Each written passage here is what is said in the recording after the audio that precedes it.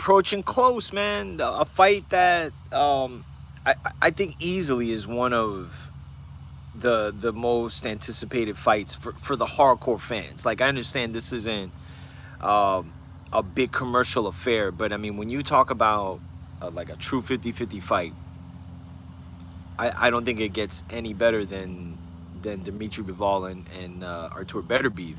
That's taking place now October 12th, live from Saudi Arabia. Yet it's Riyadh season once again, and we are going to be crowned a undisputed. Excuse the AC, they're kicking back. We're going to be treated, or we're going to be treated to what I feel is going to be a hell of a fight, and we are going to be crowned a undisputed light heavyweight champion. This fight, man, I mean, this is one that a lot of people have been talking about. I mean, the debating, it's hard to really, I don't want to say debate, but everybody makes a point for each guy winning, which always signals, for these matchups to be made. I mean, these are why these fights are supposed to happen, to see who really is the creme de la creme, who's the #1 fighter at light heavyweight. And dare I say, when we talk about guys, like, look at the top 3 pound for pound guys right now. You got, any way you want to put them, right?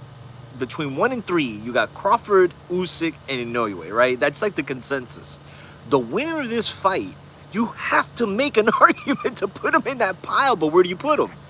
Because, listen, a win for either guy really is like that stamp of approval when you consider what's at stake here. I mean, you look at Artur Beterbiev, right? Now, mind you, man, like 39 years old, right? But a wrecking machine who could box.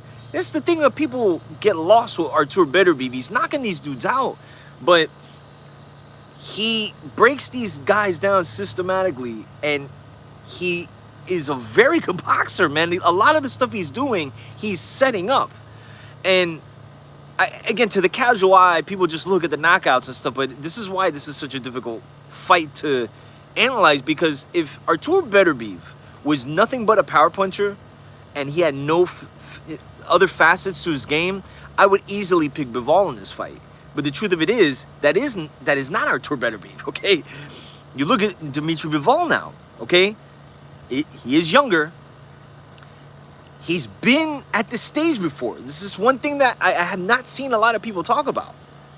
Bivol's been here before, okay? He has fought arguably at the highest level and at the biggest stage against Canelo Alvarez.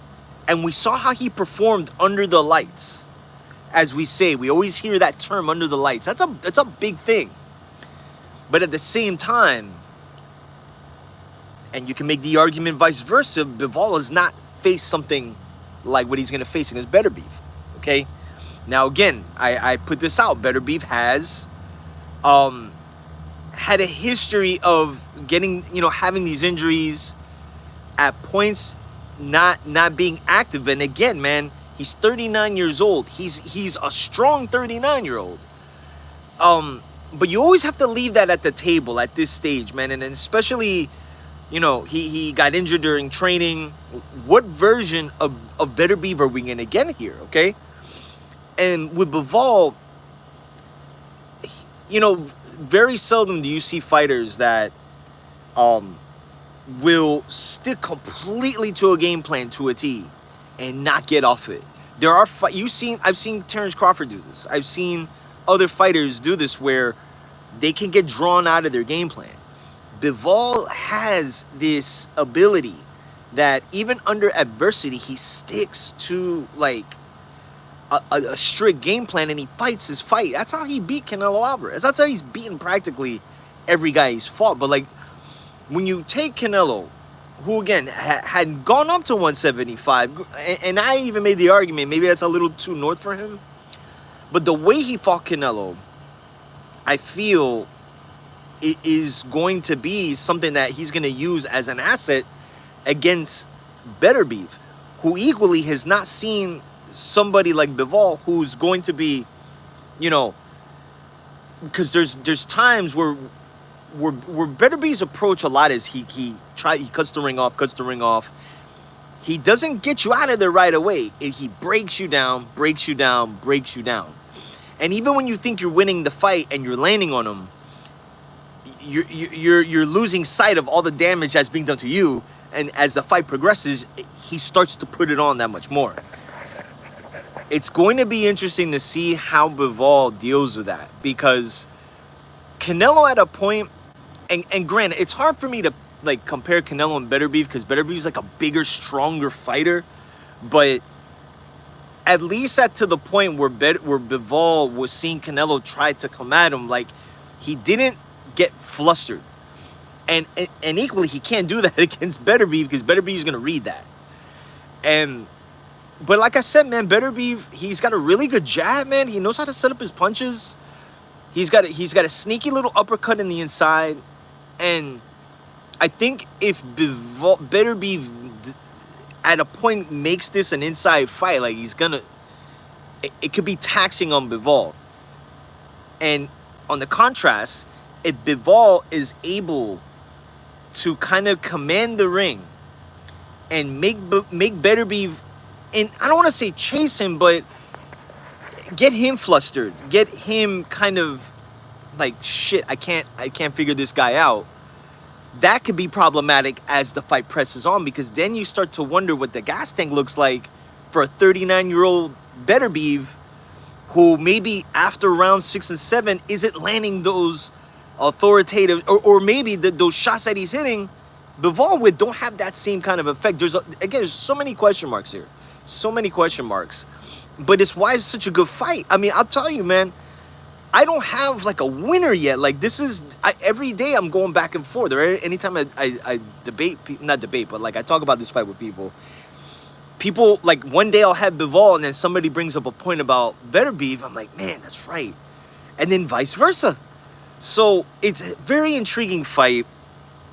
I did hear that they were trying to put Shakur and Zepeda on the undercard. I don't know if that's been finalized yet, but man, like that'd be a hell of a 1-2. But I can't wait for that fight. That's October 12th. And look, for us East Coasters, I'll just say, and everybody in the United States, this is gonna be an early fight. It's gonna be on DAZN, and I think if you have ESPN Plus pay-per-view, it'll be available there too. But I'm looking forward to this. This one, along with Crawford Spence when it was happening, those are the two fights I wanted to see most. We got one of them. We're about to get the other.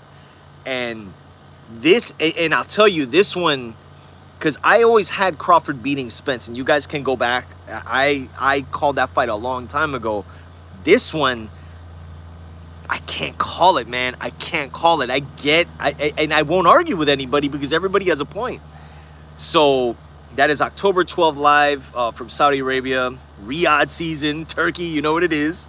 But I'm excited, man. Let me know in the comments. I got my man Eric. Shout to Eric. He got Bivol, unanimous decision.